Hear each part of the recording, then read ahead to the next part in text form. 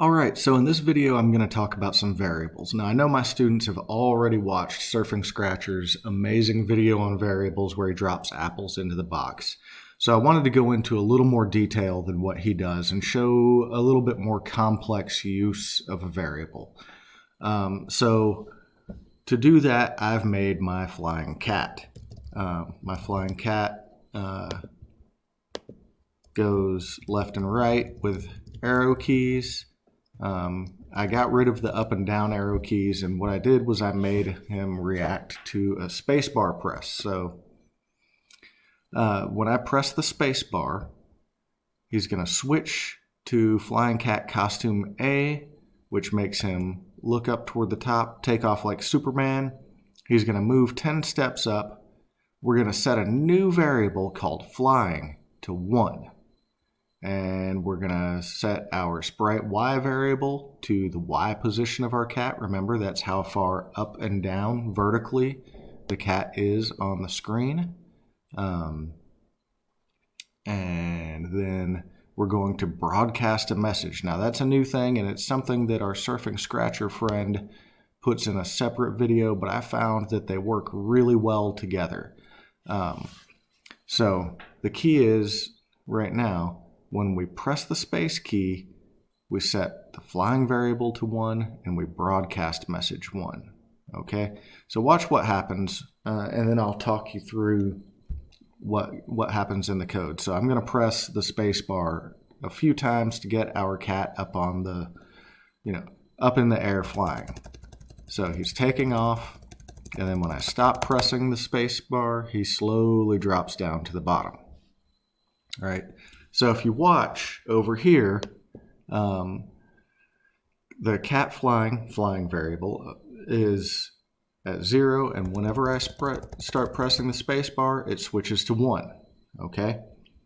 So that setting to 1 is caused by pressing the space bar, and then I broadcast message 1. Now over here I have an event when I receive message 1. I wait half a second.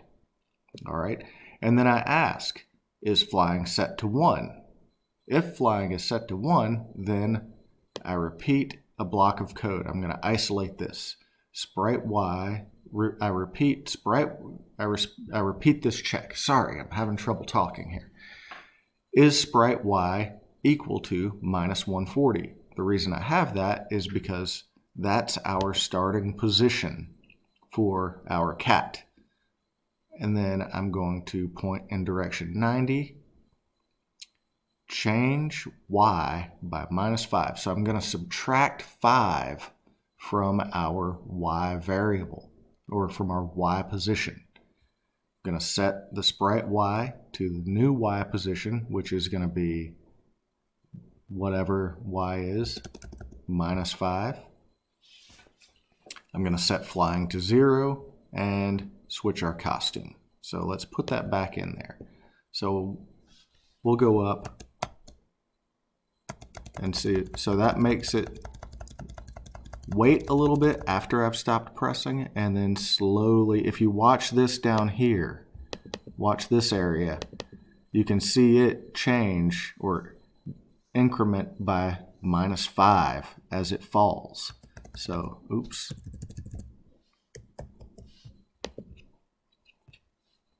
So again, watch what happens while I press the space bar. Going up by 10, approaching 0, going above 0, and now watch it fall minus 5 at a time. And I can start climbing again. Oh, what's going to happen? Land safely at minus 140. So, and I made him fly like this because I'm not sure exactly how my game's going to go. He might need to jump at a certain point instead of fly. Jumping and flying are different things. He might need to climb over obstacles later, and that's why I made that flying variable. Now there's one other thing I want to talk about.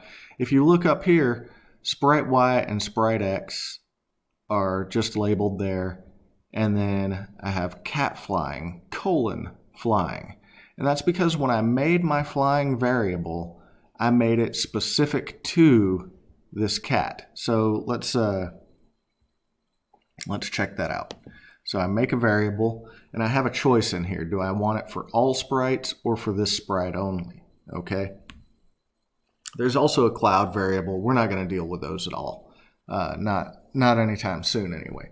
So when I made sprite X and sprite Y, they are for all sprites. So all sprites can find the value in those variables. And when I made the flying variable, I wanted it to be just for the cat flying. So I clicked for this sprite only and gave it the name flying and clicked OK. And that's how I got this cat flying flying variable, because I might have other characters and they may also need to fly. And if my cat is flying and say I add a monkey, I might have a flying monkey, but I don't want the monkey to start falling if it's not flying. Does that make sense? So let me see if I can add a monkey now. We'll add a sprite, animals, there's a bear, a dinosaur, a dove. I really want a monkey because I think flying monkeys. Oh, there's a monkey. Haha. Right. So now my monkey doesn't do anything. We're going to move my monkey over here.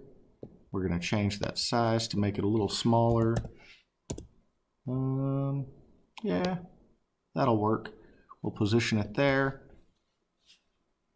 I don't want to go too long in this video. We'll switch back over to the flying cat, and we will duplicate that block, put it on the monkey. Ooh, what am I doing here? I've never done that before.